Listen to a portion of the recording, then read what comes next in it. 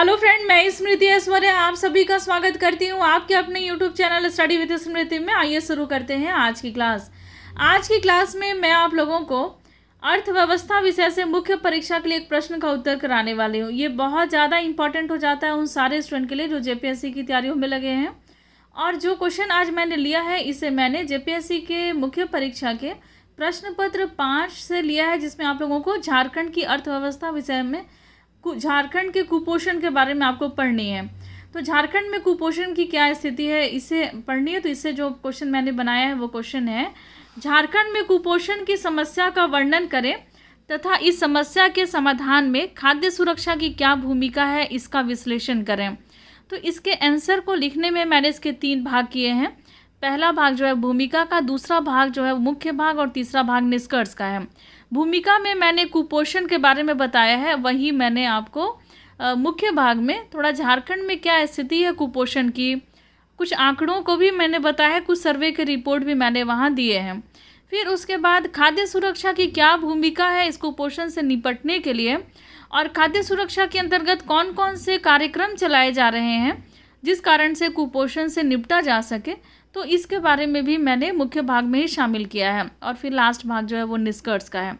सबसे पहले हम लोग भूमिका को जानेंगे। भूमिका में मैंने कुपोषण के बारे में बताया है कि कुपोषण वह अवस्था है जिसमें पौष्टिक पदार्थ और भोजन अव्यवस्थित रूप से लेने के कारण शरीर को पोषण नहीं मिल पाता है और यह एक गंभीर स्थिति है। तो कुपोषण एक ऐसी अवस्था है जिसमें पौष्टिक पदार्थ और भोजन को अव्यवस्थित रूप से लेने के कारण शरीर को पोषण मिल नहीं पाता है और यह एक गंभीर स्थिति पैदा हो जाती है। कुपोषण तब भी होता है जब किसी व्यक्ति के आहार में पोषण तत्वों की सही मात्रा नहीं होती है। यदि कोई व्यक्ति भोजन कर रहा है और उसके भोजन में जो पोषक तत्व होने चाहिए वो पोषक तत्वों की मात्रा सही तरीके से नहीं है, तो व्यक्ति जो है वो कुपोषण का शिकार हो सकता है। बच्चे शिकार हो सकते हैं, महिलाएं शिकार हो सकती हैं। वस्तुतः हम स्वस्थ रहने के लिए भोजन के जरिए ऊर्जा और पोषक तत्व प्राप्त करते हैं, लेकिन यदि भोजन में प्रोटीन, कार्बोहाइड्रेट, वसा, विटामिन और खनिजों सहित पर्याप्त पोषक तत्व अगर नहीं मिलते हैं तो हम कुपोषण का शिकार हो सकते हैं। यदि हमारा जो भोजन है जिसको हम लोग ऊर्जा के लिए लेते हैं, तो अगर उस भोजन में प्रोटीन नहीं रहे, कार्बोहाइड्रेट नहीं रहे, वसा नहीं रहे, विटामिन और खनिज नहीं रहे, तो फिर हम कुपोषण के शिकार हो सकते हैं। झारखंड एक ऐसा राज्य है जहां कुपोषण की समस्या विकराल है। यहां के अधिकतर जनजातीय क्षेत्रों के बच्चों के बीच में कुपोषण जो है वो उच्च स्तर का कुपोषण पाया जाता है। झारखंड में बच्चों और स्त्रियों के अधिकांश रोगों की जड़ों में कुपोषण ही है। स्त्रियों में रक्ताल्पता या घेंघा का रोग अथवा बच्चों में सूखा रोग या रतौंधी और यहाँ तक कि अंधापन भी कुपोषण का ही दुष्परिणाम है। बच्चों और महिलाओं में बहुत सारी ऐसी बीमारियां हैं। महिलाओं में अगर रक्त अल्पता को ले लिया जाए या घेंघा रोग है तो ये कुपोषण का ही लक्षण है, कुपोषण का ही कारण है, परिणाम है ये। और स्त्रियों में बच्चों में सूखा रोग, रतौंधी और अंधापन भी आ जाता है उसमें। और भी बहुत सारी ऐसी बीमारियां हैं जिससे बच्चे कुपोषण के पौष्टिक भोजन नहीं लेने के कारण वो कुपोषण के शिकार हो जाते हैं और ये सभी बीमारियां घर कर जाती हैं। 6 महीने से 3 वर्ष की आयु वाले बच्चों में यह तीव्रता से बढ़ता है। कुपोषण के शिकार ज़्यादा कौन होते हैं? तो 6 माह से लेकर के 3 वर्ष की आयु के बच्चे। सबसे भयंकर परिणाम इसके द्वारा होने वाला आर्थिक नुकसान है। कुपोषण के कारण मानव उत्पादकता 10 से 15% तक कम हो जाती है, जो कि सकल घरेलू उत्पाद को 5 से 10% तक कम कर देता है। तो अर्थव्यवस्था पर भी इसका नकारात्मक प्रभाव पड़ता है। मानव उत्पादकता जो है वो 10 से 15% तक कम हो जाती है और इसका जो परिणाम है वो कहाँ दिखता है? तो सकल घरेलू उत्पाद में 5 से 10% तक ये कम हो जाती है। तो कुपोषण बहुत ही बड़ी समस्या है, स्वास्थ्य के लिए भी है और साथ में अर्थव्यवस्था के लिए भी है।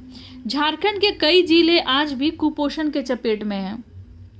सेव द चिल्ड्रन मिशन के तहत जारी की गई एक रिपोर्ट से यह पता चलता है कि फिलहाल झारखंड में सबसे ज़्यादा कुपोषित बच्चे जो हैं वो कहाँ पर हैं? तो गुमला, पश्चिमी सिंहभूम में हैं। तो ये किसका रिपोर्ट है? तो सेव द चिल्ड्रन मिशन का यह एक रिपोर्ट है जिसमें यह बताया गया है कि गुमला और पश्चिम सिंहभूम में ज़्यादा कुपोषित बच्चे हैं। झारखंड में 5 वर्ष की आयु तक का हर दूसरा बच्चा अपनी उम्र की तुलना में नाटा है। 10 में से 3 बच्चे अपनी लंबाई की तुलना में दुबले पतले हैं। अभी भी 11.4% बच्चे ऐसे हैं जो गंभीर रूप से कुपोषण से ग्रसित हैं। तो झारखंड में 10 में से 3 बच्चा ऐसा है, अगर 10 बच्चे हैं उसमें से 3 ऐसा बच्चा है जो अपनी लंबाई के आधार पे उनका वेट जो है वो वो दुबले पतले हैं। लंबाई के आधार पे जितना उनको तंदुरुस्त होना चाहिए उतने नहीं हैं। वहीं पर देखा जाए तो 5 वर्ष की आयु तक का हर दूसरा बच्चा ऐसा है जो अपनी उम्र के आधार पे वो नाटा है। अब उनके उम्र के आधार पे जितनी लंबाई उनकी होनी चाहिए उतनी वो नहीं है। 9 में से 20 गुना, माफ़ कीजिएगा यहाँ एक लाइन छूट गया है। देखिए अभी भी 11.4% ऐसे बच्चे हैं जो गंभीर रूप से कुपोषण से ग्रसित हैं, जिनमें मौत का खतरा जो है वो 9 से 20 गुना अधिक रहता है। ऐसे बच्चों की संख्या झारखंड में 5.8 लाख है। ये एक सर्वे के रिपोर्ट के आधार पर है। अब दूसरा एक सर्वे है नेशनल हेल्थ फैमिली सर्वे 04। इसकी रिपोर्ट के आधार पे अभी भी झारखंड के 47.8% ऐसे बच्चे हैं जो अंडर वेट हैं। जितना वेट उनका होना चाहिए उम्र के हिसाब से उतना वेट नहीं है। तो कितने बच्चे हैं झारखंड में? तो 47.8% ऐसे बच्चे हैं। कुपोषण के कारण इनका वजन निर्धारित मानक से कम है। कुपोषण के कारण जो एक मानक तय किया गया है कि इस उम्र में इतना वेट होना चाहिए तो उससे कम है। कुपोषण ही बहुत बड़ा कारण है इसका। झारखंड में शहरी इलाकों में कुपोषित बच्चों की संख्या महज 39.3% है, जबकि ग्रामीण इलाकों में 49.8% बच्चे ऐसे हैं जो इस समस्या से ग्रसित हैं। तो यहाँ मैंने डायग्राम के माध्यम से यहाँ बताया है झारखंड में कुपोषण किसका सर्वे है? तो नेशनल हेल्थ फैमिली सर्वे के आधार पे अंडर वेट बच्चे कितने हैं? तो 47.8%। वहीं शहरी इलाकों में कुपोषित बच्चे कितने हैं? तो 39.3% और 49.8% बच्चे ऐसे हैं जो ग्रामीण इलाकों में कुपोषित हैं। झारखंड में पूरक आहार प्राप्त करने वाले 6 से 8 माह के शिशुओं की संख्या में भी गिरावट देखी जा रही है। तो वैसे शिशु जो 6 से 8 माह के हैं और उनको पूरक आहार जो प्राप्त होना चाहिए तो उसमें भी गिरावट देखी जा रही है। वर्ष 2005-06 के दौरान ये जो दर थी पूरक आहार प्राप्त करने की वो 60% थी, जो कि 2015-16 में ये दर जो है वो घट करके 47% हो गई है। झारखंड के 6 माह में, माफ़ कीजिएगा, झारखंड में 6 माह से 23 माह के केवल 7% बच्चों को ही माँ के दूध के साथ पूरक आहार मिल पाता है। झारखंड में 6 से 23 माह के ऐसे केवल 7% ऐसे बच्चे हैं जिनको माँ के दूध के साथ पूरक आहार भी मिलता है। ये एक आंकड़ा है। देखिए, जन्म के 1 घंटे के भीतर नवजात को स्तनपान कराने से नवजातों में होने वाली 20% मौत को रोका जा सकता है। यदि कोई बच्चा अगर जन्म लेता है तो उसके जन्म लेने से 1 माह के अंदर यदि माँ का स्तनपान कराया जाता है तो जो उस मौत के होने वाले नवजातों में होने वाले जो मौत के आंकड़े हैं उसको कम किया जा सकता है 20% तक। लेकिन महिलाएं इसको लेकर के अभी भी जागरूक नहीं हैं। उनको इस बात की जानकारी नहीं है कि कितना इम्पोर्टेंस होता है जन्म से लेकर के 1 माह के 1 घंटे के भीतर बच्चों को अपना दूध पिलाना। तो इसकी जागरूकता की कमी है माँओं में। यदि अभी भी, माफ़ कीजिएगा, यहाँ पर झारखंड में अभी भी 33.2% नवजात को ही जन्म के पहले घंटे में माँ का दूध मिल पाता है। गरीबी और पोषण को लेकर के लोगों में जागरूकता का भी अभाव है। झारखंड में जागरूकता की कमी है महिलाओं में कि वो बच्चों को जो जन्म के 1 घंटे के अंदर ही अपना दूध पिलाएं। और साथ में पोषण को लेकर के भी जागरूकता की कमी है, गरीबी को लेकर के भी जागरूकता की कमी है। तो इस कारण से कुपोषण जो है एक बहुत बड़ी समस्या है। लेकिन इस समस्या के समाधान के लिए खाद्य सुरक्षा जो है वो अपनी एक महत्वपूर्ण भूमिका निभाता है इस समस्या के समाधान में। वो किस तरीके से है, क्योंकि ये प्रश्न का ये दूसरा भाग है। तो चलिए अब हम लोग उसको जानते हैं। अभी तक आपने झारखंड में जो आंकड़े हैं, समस्याएं हैं, उसको आपने देखा किस तरीके से बच्चे ग्रसित हैं, महिलाएं जो हैं, उस पर अब हम लोग जानेंगे। बहुआयामी गरीबी तथा कुपोषण का सफलतापूर्वक सामना करने में खाद्य सुरक्षा की सबसे महत्वपूर्ण भूमिका है। राज्य सरकार खाद्य सुरक्षा के 4 स्तंभों जैसे उपलब्धता, पहुंच, उपयोगिता तथा वितरण में स्थिरता के माध्यम से खाद्य सुरक्षा की स्थिति में सुधार के लिए दिन रात काम कर रही है। तो सरकार जो है वो इस कुपोषण की समस्या से, गरीबी की समस्या से निपटने के लिए इस खाद्य सुरक्षा के जो 4 स्तंभ हैं, कौन कौन से, तो उपलब्धता, पहुंच, उपयोगिता और वितरण, इसकी स्थिरता के माध्यम से खाद्य सुरक्षा की जो स्थिति है उसमें सुधार के लिए दिन रात प्रयास कर रही है। राज्य के लक्षित लाभार्थियों को सुगमतापूर्वक अनाज एवं अन्य आवश्यक वस्तुओं को उपलब्ध कराने के लिए राज्य सरकार के द्वारा कई कार्यक्रम चलाए जा रहे हैं। तो ये जो समस्या है गरीबी की, कुपोषण की, तो इस समस्या के समाधान के लिए खाद्य सुरक्षा को मतलब जो भी अनाज एवं अन्य आवश्यक वस्तुओं को उपलब्ध कराने के लिए सरकार के द्वारा कई प्रकार के कार्यक्रम चलाए जा रहे हैं। और इन कार्यक्रम में आवश्यक सहयोग के लिए कुल 1.61 लाख मीट्रिक टन अनाज भंडारण की क्षमता वाले 369 गोदाम जो हैं वो पूर्वतः कार्यरत हैं। अनाज के भंडारण की क्षमता वाले 369 गोदाम ऐसे हैं जो कार्यरत हैं। सबसे अधिक गढ़वा में 30 गोदाम हैं जो कार्यरत हैं भंडारण के लिए, अनाज के भंडारण के लिए। इसके पश्चात गिरिडीह में 28 ऐसे गोदाम हैं जो कार्यरत हैं, और उसके बाद पलामू में 27 ऐसे गोदाम हैं ये जो कार्यरत हैं। और ये जो आंकड़ा है झारखंड के आर्थिक सर्वे रिपोर्ट 2019-20 के आधार पर है।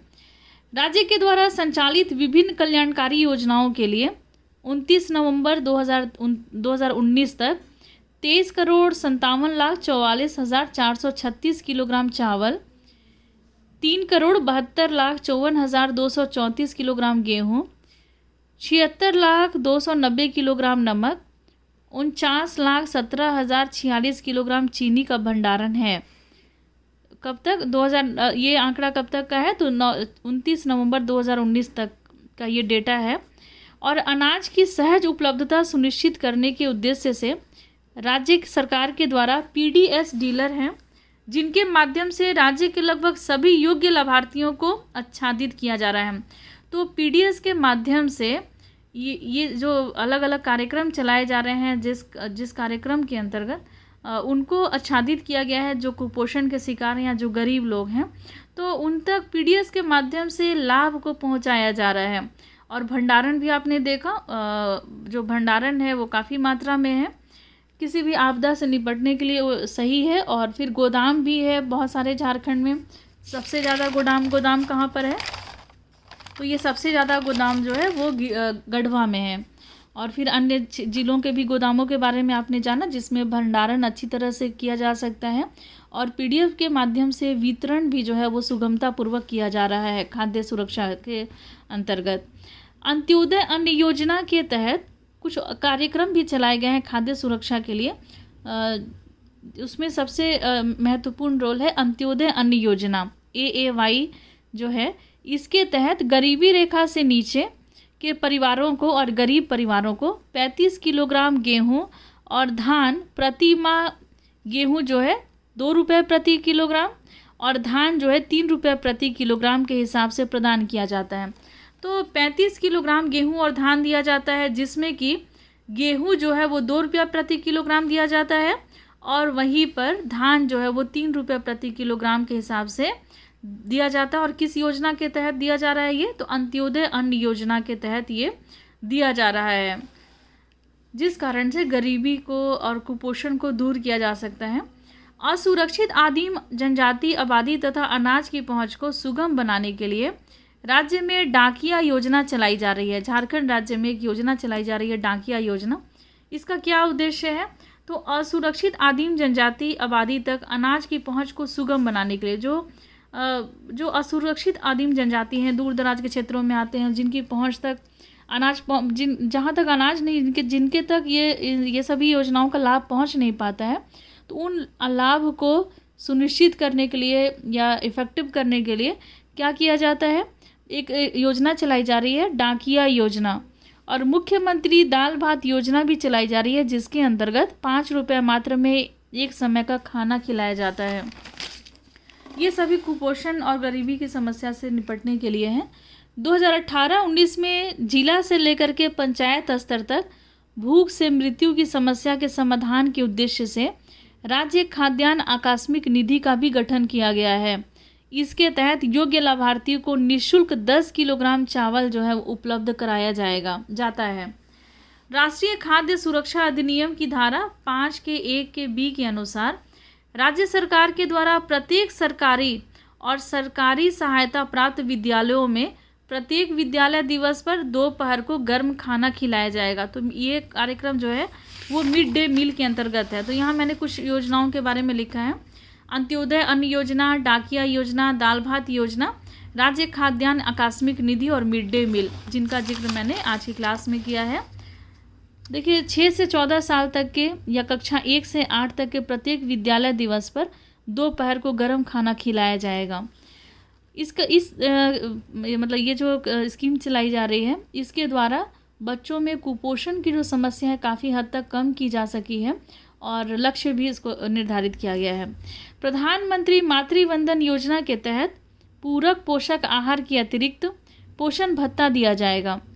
और फिर प्रधानमंत्री गरीब कल्याण अन्न योजना के तहत राष्ट्रीय खाद्य सुरक्षा अधिनियम के लाभुक को, वैसे लाभुक जो राष्ट्रीय खाद्य सुरक्षा अधिनियम के ले रहे हैं लाभ, तो उनको अप्रैल 2020 से जून 2020 तक की अवधि के लिए 5 किलोग्राम खाद्यान्न जो है वो प्रति लाभुक मुफ्त में वितरित किया जाएगा। और ये जो सरकार ने डिसीजन लिया है, ये कोविड-19 का जो अभी समय चल रहा है, लॉकडाउन का समय है, और जिसमें बहुत सारे ऐसे लोग हैं जो बेरोजगार हो गए हैं, कुपोषण की समस्या भी बढ़ जाएगी, गरीबी की समस्या भी बढ़ जाएगी। तो इससे राहत दिलाने के लिए, इस समस्या से निपटने के लिए ये योजना जो है इसमें कुछ बदलाव किया गया है। अब क्या है, तो इस खाद्य सुरक्षा अधिनियम के लाभुक को अप्रैल 2020 से जून 2020 तक की अवधि के लिए 5 किलोग्राम खाद्यान्न प्रति लाभुक मुफ्त में वितरित किया जाएगा। हर राज्य के लिए ये योजना है जो लाई गई है। तो अब हम लोग निष्कर्ष को देखेंगे। निष्कर्ष में मैंने लिखा है, अतः यह कहा जा सकता है कि अनुच्छेद 21 और 47 भारत सरकार को सभी नागरिकों के लिए पर्याप्त भोजन के साथ एक सम्मानित जीवन सुनिश्चित करने हेतु उचित उपाय करने के लिए बाध्य करते हैं। यदि सरकारी योजनाओं का उचित क्रियान्वयन और कुपोषण की समाप्ति के बीच में सही सामंजस्य अगर स्थापित किया जाता है तो कुपोषण समाप्ति की दिशा में यह एक प्रभावी कदम साबित होगा। तो झारखंड के कुपोषण के बारे में आपने जाना, क्या समस्या है, और खाद्य सुरक्षा की भूमिका को यहाँ आपको बताना था, ना कि बहुत ज़्यादा आपको खाद्य सुरक्षा के बारे में आपको डील करना था। भूमिका क्या है, इस समस्या से निपटने में कौन कौन से ऐसे कार्यक्रम जो हैं वो सहायता पहुंचा रहे हैं और जिसका लाभ लोग ले रहे हैं, और काफ़ी हद तक ये जो समस्या है उसका समाधान किया जा सकता है और आने वाले समय में किया जा सकेगा और भी अन्य कार्यक्रमों के द्वारा। तो आज की क्लास में बस इतना ही। मिलते हैं हम लोग नेक्स्ट क्लास में। लेते हैं आपसे विदा। धन्यवाद।